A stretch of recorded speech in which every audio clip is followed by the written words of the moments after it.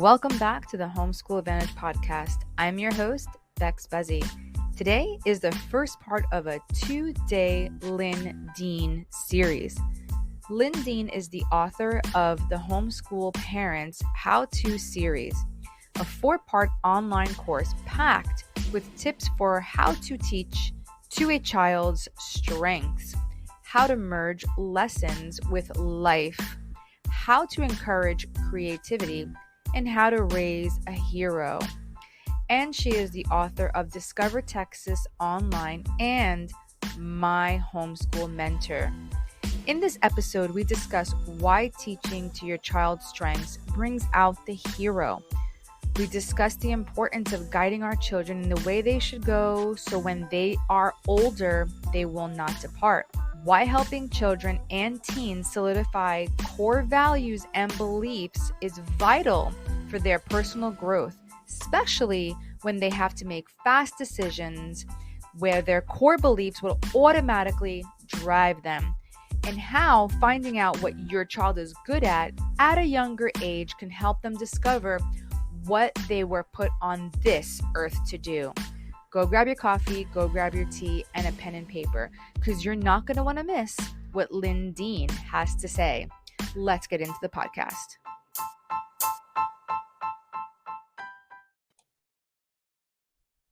Welcome to the Homeschool Advantage. I'm your host, Bex Buzzy, and today we have Lynn Dean, author of How to Teach the Way Your Child Learns, the beginning part of the Homeschool How-To series, and author of Discover Texas Online.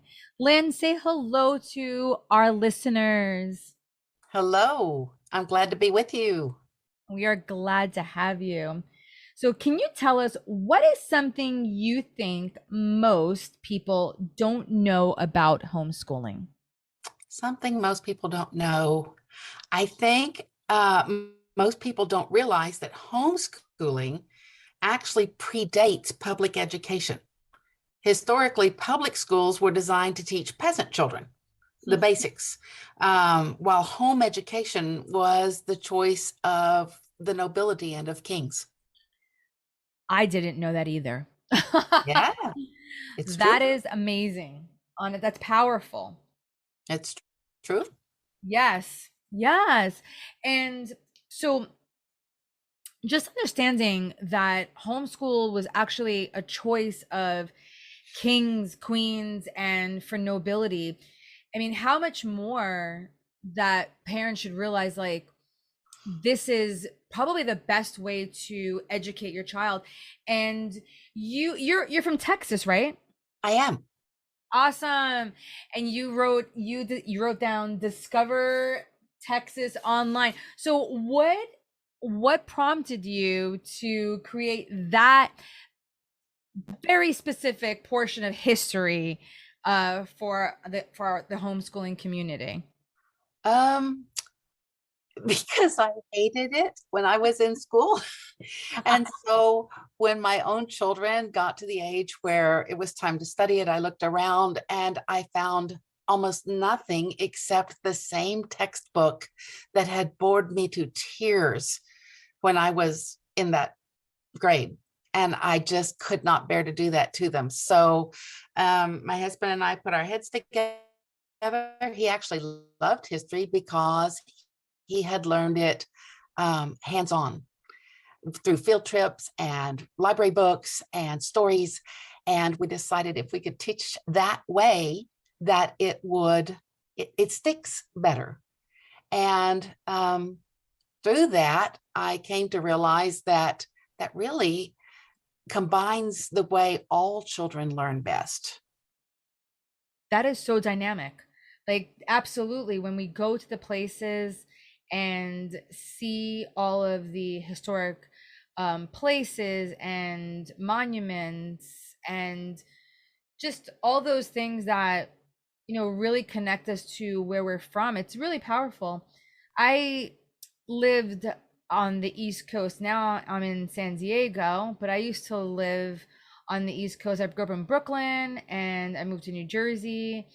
And I remember one time my husband and I were driving through Pennsylvania, And Pennsylvania is full of history, like just full Oh, of it. yes. We lived there at one point too. Yeah, we literally drove through a reenactment of the British and the Americans. I can't remember. I know it was the red coats and it was the blue coats. That's all I remember. Yes. And I was like, "Oh my God, what's happening? There are cannons going off." And it was so cool to see that. It is, and it's such a dynamic way to learn if we can figure out ways where our children can not just read about it in a dry textbook, but they can hear the stories and do the things and see the sights and even taste and smell things. If you can work in a way to cook the foods that they cooked or have the experiences that they lived, then history is not just me memorizing names and dates of dead guys who would probably be dead anyway because it's old, right? But it becomes something I myself have experienced. And so I do remember I love it. It's so because it's true. mine. It's so true. And you know what? I did not connect with history at all in any part of school whatsoever. It wasn't until actually I went to college and I took art history. I love art, where Mm.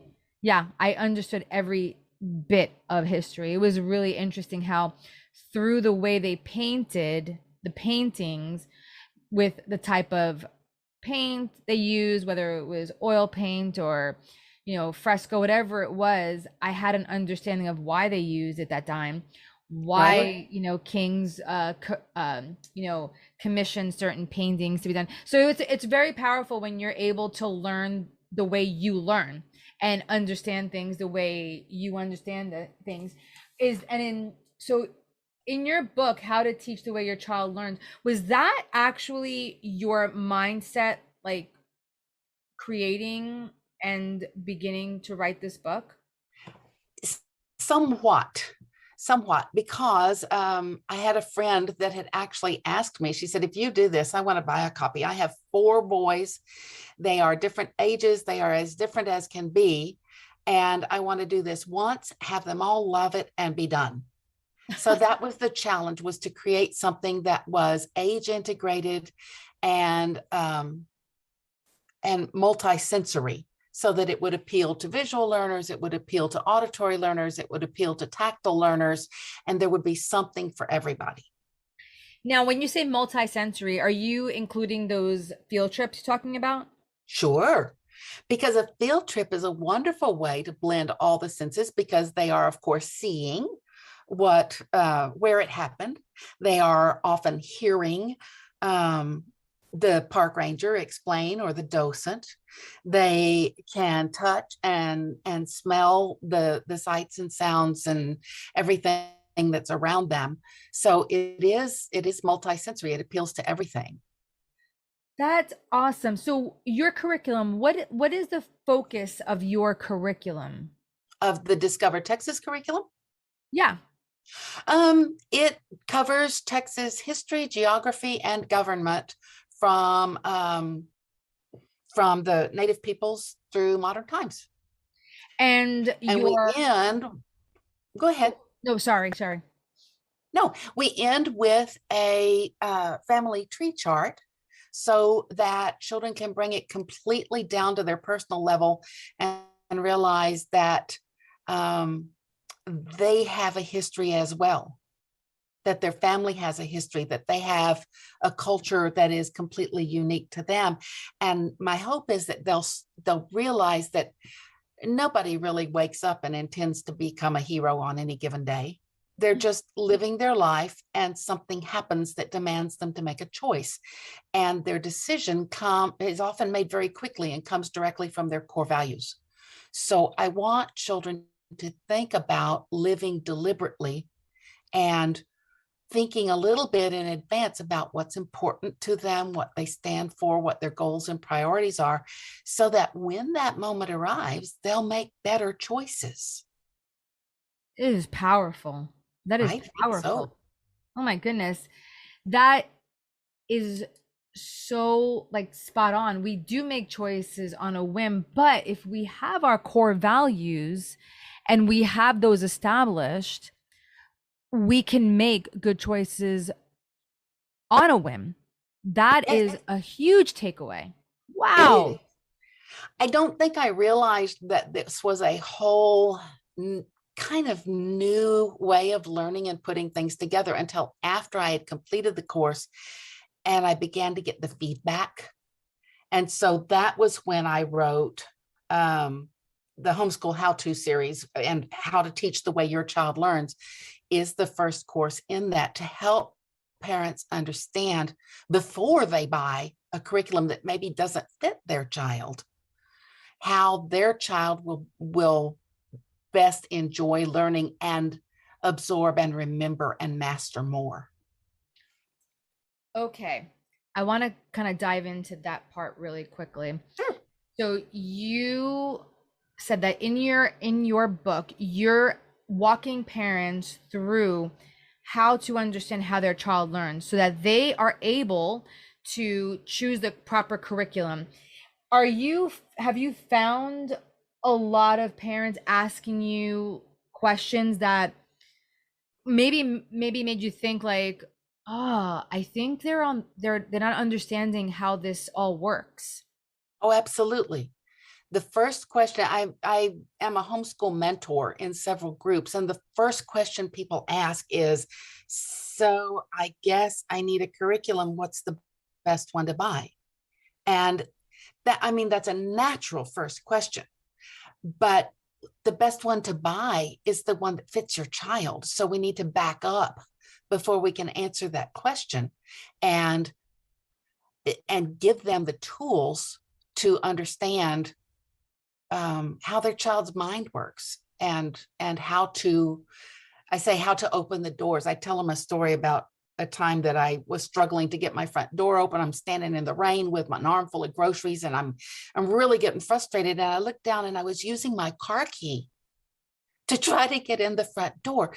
There was nothing wrong with the door, and there was nothing wrong with the key, but that key didn't fit that door.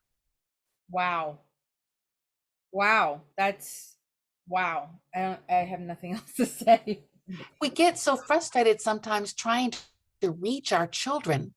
And I think if we understand a little bit better about how their mind is uniquely geared to work, it's less frustrating for them and for us.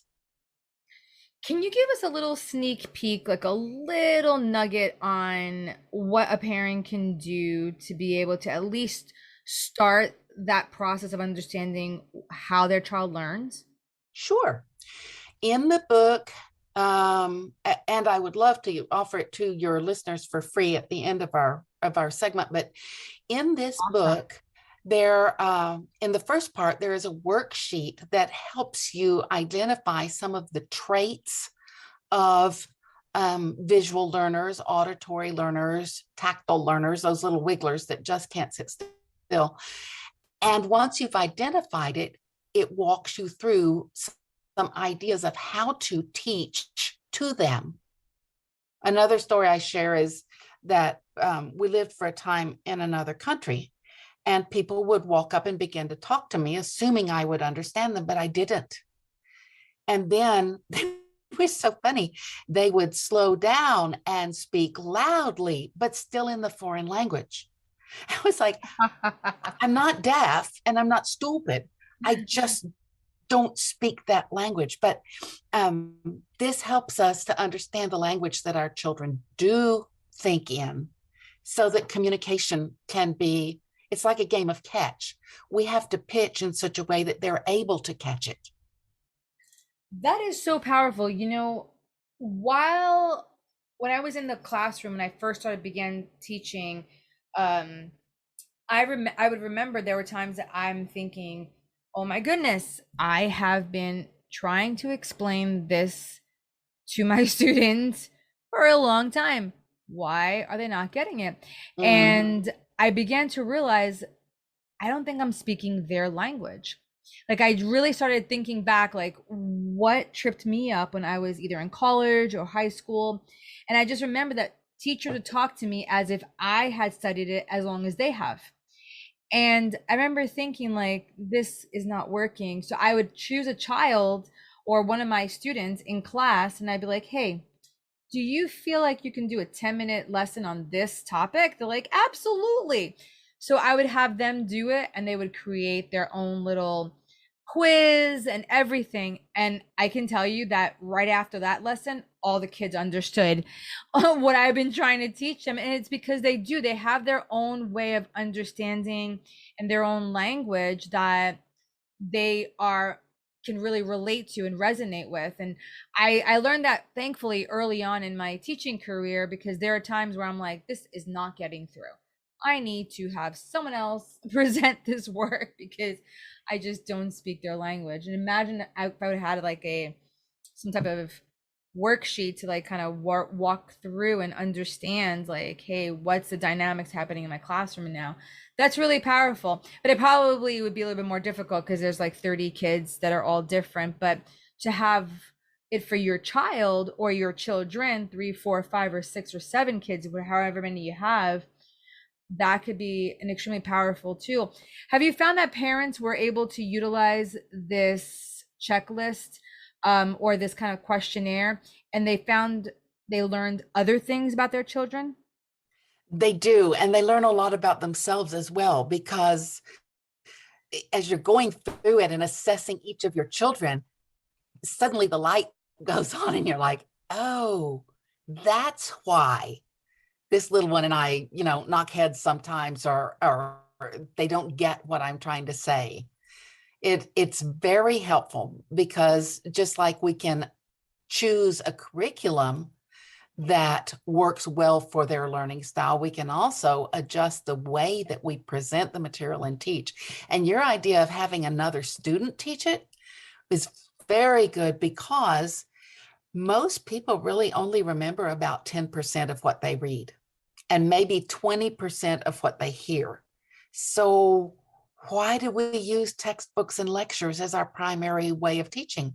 Right. When they remember around 60 or 70% of what they have actually done for themselves. And if they have a chance to teach someone else, or give a presentation, or do a project to show you what they've learned, their retention can jump as high as 70 to 90%. Oh my Why goodness. wouldn't we do that? Wow. That's powerful. That is It powerful. is. My goodness. I can totally hear the passion in your voice. So, where did the inspiration to create all this? Where did it come from? I kept hearing the same questions over and over. And they were the same questions I had had when I was new. So many of us we're public schooled ourselves. Mm-hmm. And so when we think of education, our mind thinks school, little Right. chair, strict lessons, textbooks, workbooks, tests, listen to the lecture. It is a way to teach, but it is not the only way to teach. Education is not necessarily the same thing as school. Right. Right. I've heard someone say homeschooling is not school at home. Absolutely. It's so much more than that. You can have school at home, but the way I look at it is most of us pulled our children out because something about traditional school wasn't working for them. Right. So why would we recreate what wasn't working? And at great expense, so many of the more natural ways of learning that are actually more effective are also much less costly. Wow. So your curriculum and your content, what are you targeting through that? What am I targeting in terms of what? Like in your curriculum, like what does your curriculum target? What are you critical thinking, curiosity, adventure, leadership? Is there do you All of it. all of it? All of it. All of it. In the curriculum that I wrote, the history one, but in this curriculum that I have designed for parents. Um, I really want, my goal is to help them raise confident lifestyle learners Oh, who will be wow. fit for success and leadership. And that success is important to me too, because another question I hear all the time is, I'm afraid I can't do this. What if I mess up my own kid? This is from parents who have passed and graduated, which is the public schooling system telling them, you've done well on everything we have to teach you. You may leave now. And yet they still don't feel confident that they know enough. Wow. Something is wrong with that picture. We have people who graduate from high school and have no idea what they want to do, what they're good at. Even college, sometimes you graduate and you think, I hope I can find a job. There's a lot of imposter syndrome that plagues many adults. And my hope is that by helping our children, learning how they learn and helping them find, one of the segments is about the 7 geniuses, finding what they're good at, what fires them up, that we can begin at a much younger age to help them think about their life choices and what they were put here to do. I love that. You really target on geniuses because I think a lot of people Many. have, yeah, and people have somehow pigeonholed what a genius is. Like they're either good in math or they're good in science or they're, things like that. And that's not necessarily what, the begin all end all of what a genius could be. There Mm. are very many different geniuses. Can you tell us maybe some couple of those? Well, you've listed 2 or 3 already: math, verbal skills, science. Um, but there's some that we don't teach, and there's some that we actually even stigmatize. For example, one of the geniuses is athleticism. And Mm. there are a lot of um, athletes that graduate thinking, I was just a dumb jock. They Wow. are not dumb. They are not. Being an athlete requires a great deal of personal self-discipline, motivation, persistence. These are all amazing life skills, and we don't give it enough credit. Another genius is social skills. And that can be either the people who are very self-smart and understand their own motivations so that they can be self-starters, or it can be people who are social smart, people that can bring. I would say that you are probably a social genius. You have a knack for finding and bringing together the people that have a resource that meets a common need. That's a wonderful life skill, but usually those are the kids that get in trouble in class for talking too much, and we tell them to be quiet. They're learning the way they learn, and they're developing a very important life skill. There's a time and place and a way to talk, but we cripple them if we tell them to hush and that's not good. For them, it is good. Wow, thank you very much for that. And yes, I was that kid who consistently was sent out of the classroom because all I did was talk to everybody.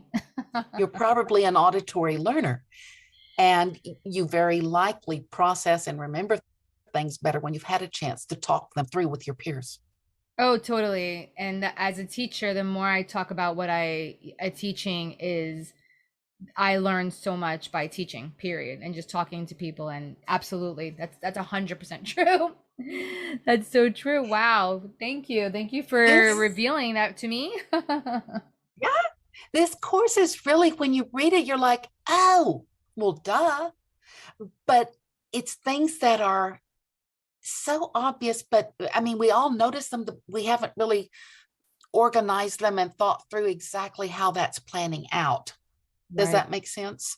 Oh, absolutely. Because the two geniuses that you mentioned at the end are definitely the two that are the most like pushed down, and like you said, Oh stigmatized, yeah, right? Like jocks, dumb jock, or absolutely. the loquacious, very talkative girl or guy. They don't know how to control their mouth. They don't know how to stop talking. They're just a big social butterfly. They're not looked at as geniuses who have a place in the world, right? And I think for me, that's one Right. that I guess I push back on when it comes down to institutionalized schooling, because I do stop and think like, oh my gosh, imagine somebody would have been able to hone my giftings and where could I have been. But thankfully I did have people who along the way did show me how to utilize when to speak, when not to speak, and how to do all that. So it was a gift in itself. But I see a lot of students in even my own classroom that I just tell their parents, I really think your child would flourish in homeschool. And I do think that you are equipped to be their teacher. Your child will probably begin to find their identity through that. And I don't think, and I'm a public school teacher. I'm telling my students, parents, I'm like, I do not think that your child is being served in this system. And 10 times out of 10 times, the parents like, I agree. Like, I agree. I just don't know where to start. And I'm like, I have resources for you. And I'm able to, lead them to the right resources, or at least lead them to my podcast. Honestly, like I've led them here and said, just listen through and find the ones that really resonate with you, your family lifestyle, and your children, because this learning is going to be about you as well. It always is. And the nice thing is, when we understand and communicate better with our children, they realize that and they trust us to tell us more. It keeps the lines of communication open longer through childhood into those teenage years that can be so difficult, and even into adulthood. Our children are grown now, but they really still are our best friends. It does wonderful. It's a way of honoring each other for who God made us to be. That is beautiful. That's It that's an it awesome. is. It is. It's beautiful. And you have something called My Homeschool Mentor Coffee Break. Can you tell us a little bit more about that? That sounds so cool. It is. Um, and it's a concept that I think is a long time coming. When I was first starting out as a young homeschool mom, golly, 33 years ago, the thing that kept me sane was a Tuesday morning coffee group that met for years. There were 8 of us. 4 of us were young and new and green and scared, and the other 4 were a little bit older. They'd been around the block a couple of times. And it wasn't necessarily formal, but we just did life together. We met that once a week. We tossed out any questions or problems we were having, and we just got each other through it.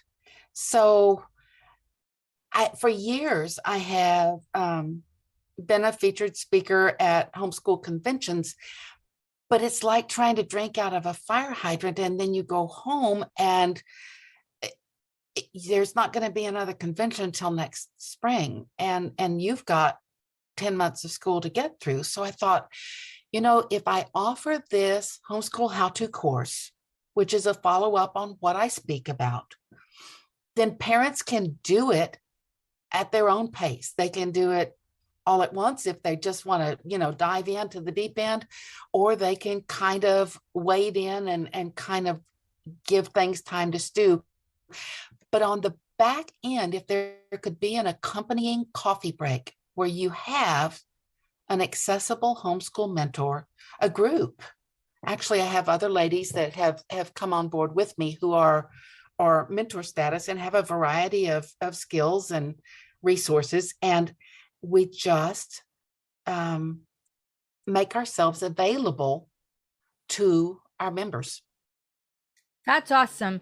And, when you said it's like a fire hose of information at the conventions, that's actually another reason why I started the podcast, so that parents can listen to all of the same speakers, and be able to hear their heart. And then I really truly believe at that point they'll be able to go on the website and they'll have a clear mind. There won't be any kind of blockage or wall going into it of like, confusion, or just not knowing, kind of going in blindly. Basically, they will be able to go into the website, and they won't be going in blindly. They'll be going in with knowledge and understanding who the person is, who they are. I got a chance to meet them and talk to them. I mean, in their mind, basically, yeah, they got a chance to hear their person's heart, hear what they're all about, how the curriculum came about, all that stuff. I love this. This is fantastic. This is exactly why I even started the podcast. So, I Lynn. like it too. Oh, thank you. So as we're wrapping up, do you have one thing that you would want parents to be able to take away from this conversation? That there's not one right or wrong way to do things, that there's actually several things. There's no such thing as behind, because your child is developing on their own time schedule. And just to breathe. Just to breathe. I mean, you made it through school. You know what was easy for you and what was hard. So even if you were a student who felt like you were falling through the cracks, at least you've identified where the cracks are, and you can help your child not fall through those cracks. That's powerful. That's very powerful. It is. It's almost easier for that kind of student to speak into a child's heart than it is for the student who maybe everything came easy for, and you find yourself thinking, why don't you get this? When you struggled in a subject, you know why it's hard, because it was hard for you too. That is awesome. That is so very true. Lynn, what is the call to action? Where can they get your book? Where can they, get your curriculum and resources? I will leave with you a link where parents can sign up to get that first book, How to Teach the Way Your Child Learns, for free. Awesome. And if they like it and find it helpful, they are welcome to follow me on Facebook at My Homeschool Mentor. And through both of those resources, they'll find links to an opportunity to join our mentorship program. Awesome. That is a private group, because we want parents to be able to share more specific things that maybe are, you wouldn't want to talk about with a great big group, and, right. and to get help. But our goal is to create a kind of an intimate group where there's a lot of trust and a lot of support. And yeah. And you also have your Discover Texas online. You have a few resources, no? I do, but mostly those two. Okay. Mostly those two. The Homeschool How-To series, of which How to Teach the Way Your Child Learns is the first of 4 parts. And then Discover Texas, which was where I discovered how to teach that way. And then I break it down and kind of show you how to do it and apply it to any course you want to teach. That is really cool. That's really fantastic.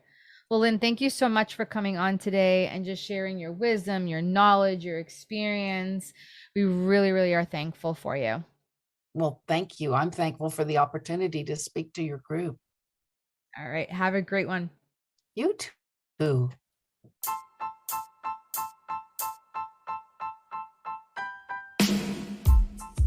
You've been listening to the Homeschool Advantage podcast, where you get the scoop on all the latest vendors that fit your lifestyle. Thanks for listening. Also, follow me wherever you listen to your podcast to stay up to date on the next episode.